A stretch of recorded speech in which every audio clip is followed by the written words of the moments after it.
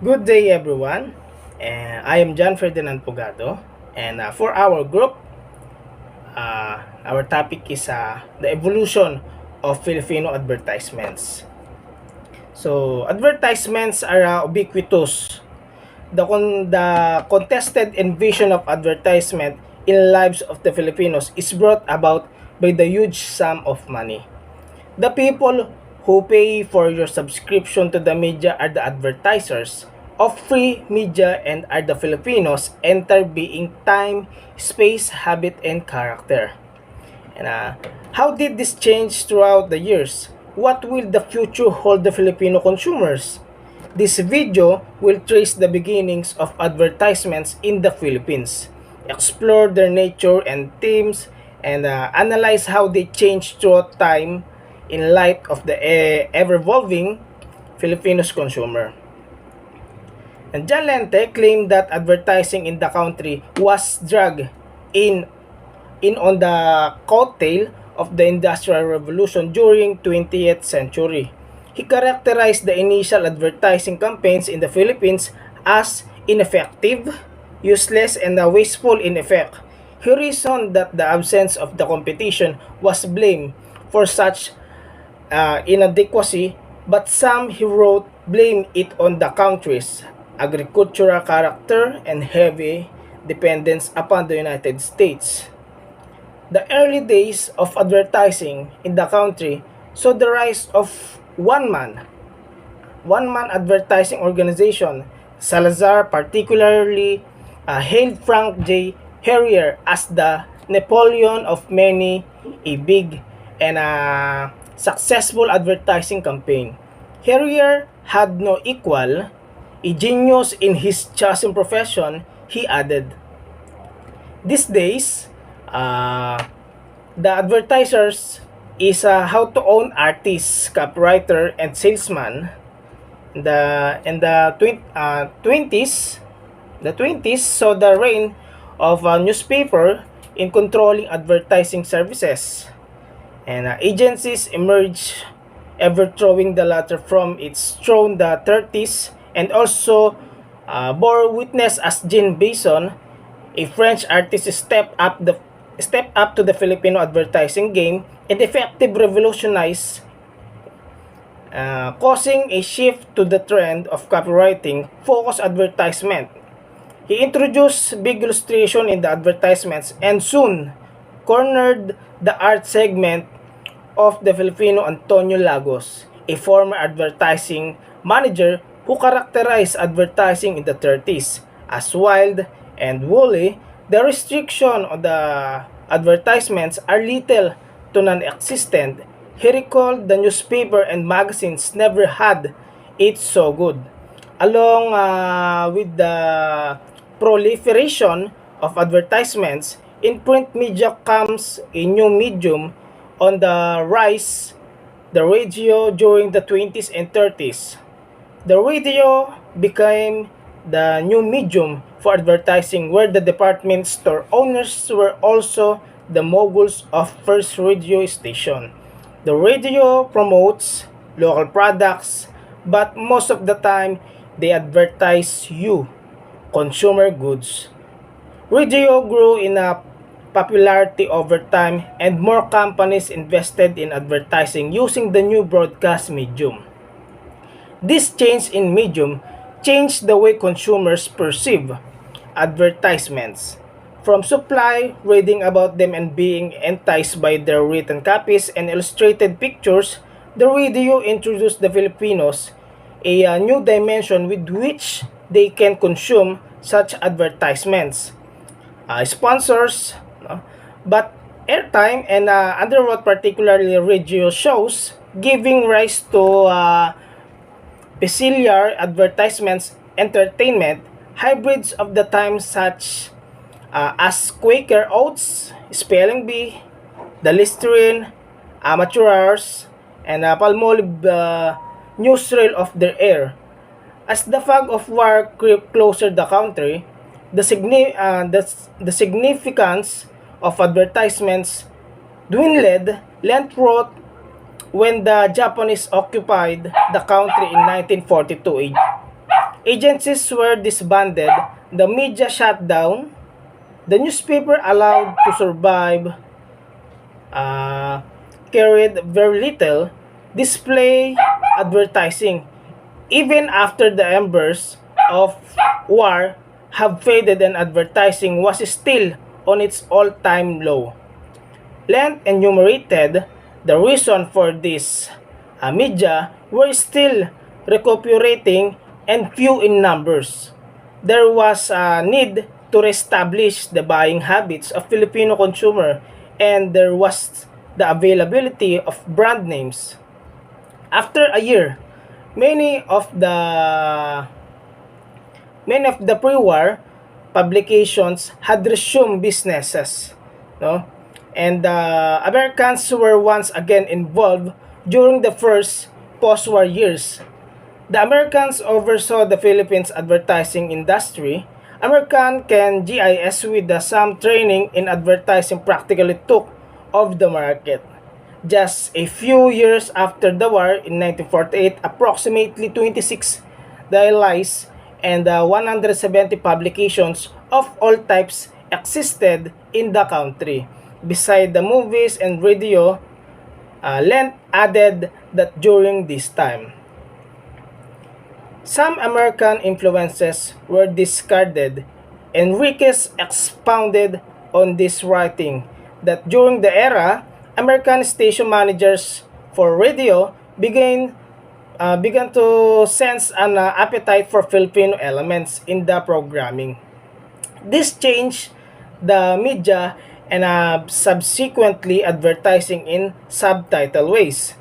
The previously dominant American values, though still relatively present, have been overridden by the more relatively Filipino values and consumers. During the 50s, the Philippines saw an unusual increase in local eagerness to invest. The sudden trends of appreciation is directed towards local products. Lent attributes this to advertising. Promotion reached untouched market, explore additional outlet for local products, and stimulated essential demands that would balance existing supplies. He wrote, the Philippines also became subject to an industrialization movement during 1949 to 1959, which increased production in the country by 400% in just a 10 years period. This consequently contributed to the growth of advertising in the country as more companies entered the playing field.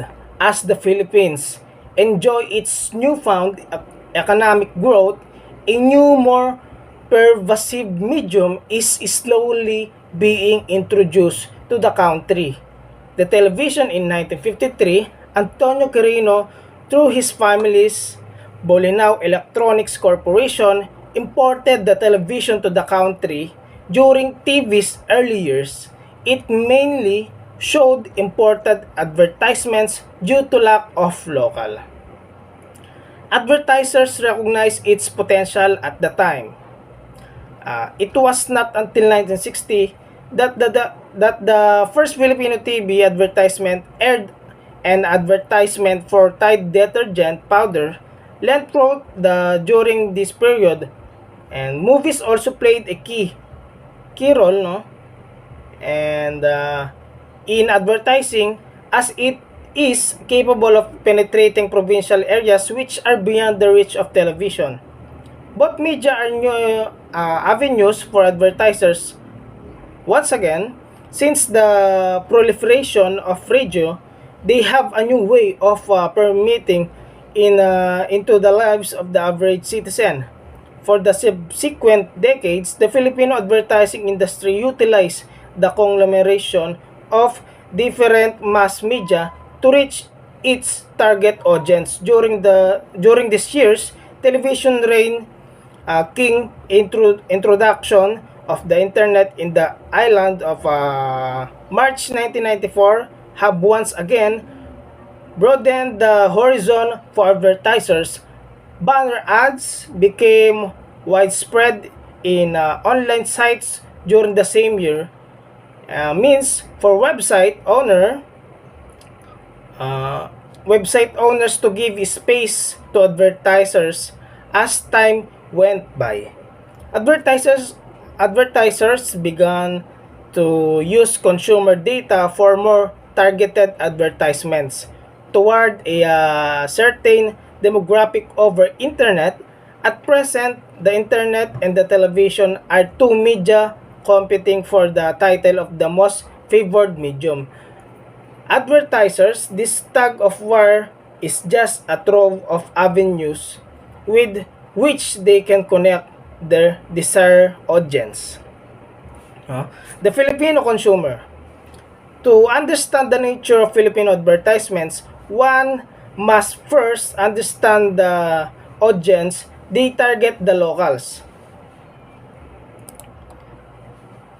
The average Filipino consumer, young in 2020, the average age in the country is 25.7 years. They fall under the category of early to prime working age 18, the age group with the most purchasing power. This indicates that more Filipino are involved in the market, and it appears that this will be the trend in the following years. Another factor that must not be overlooked is the average income of Filipinos. The Philippine Statistic Authority, or the PSA, noted an increase in the average family income of Filipinos from 2015 to 2018 from 268,000 pesos in 2015.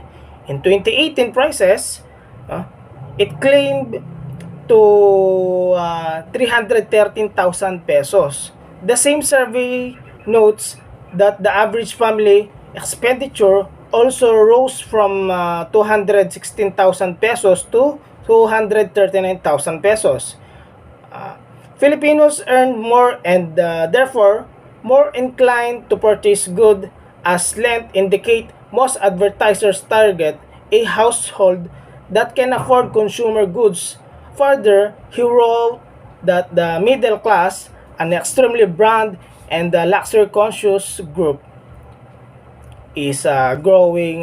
Father Jamie Bulatao, a psychologist, noted three psychological characteristics that influence the Filipino buying habits: personalism, authoritarianism, and small group centeredness.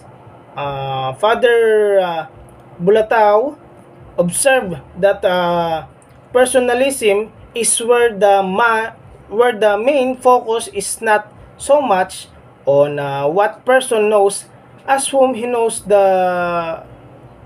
He explained that this evident in the Filipinos' love for bargaining and patronizing patronizing one store salesperson or the suki.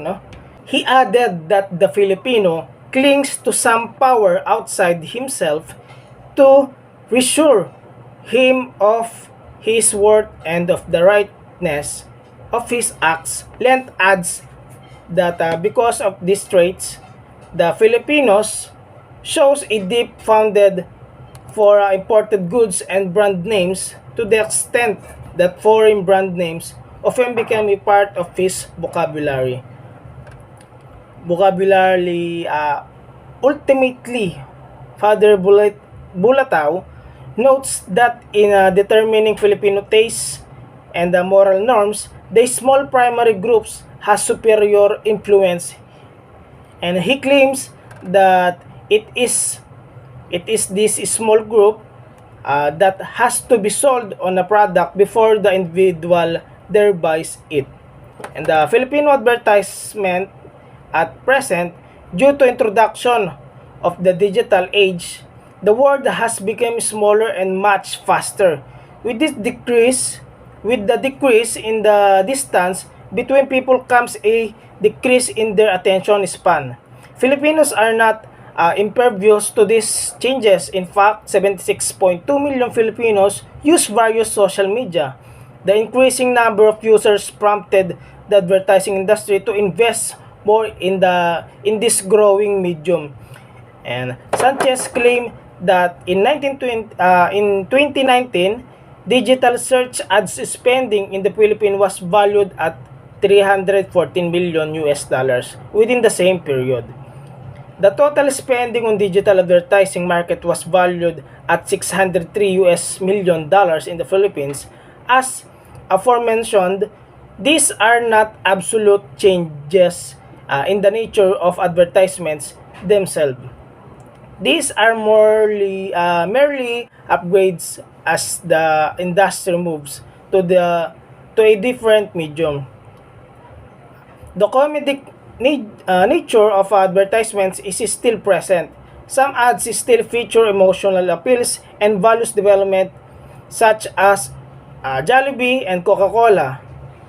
The olden characteristics of the old Philippines advertisements are still very much alive. They are just outfitted with the necessary equipment they need to catch up with the times.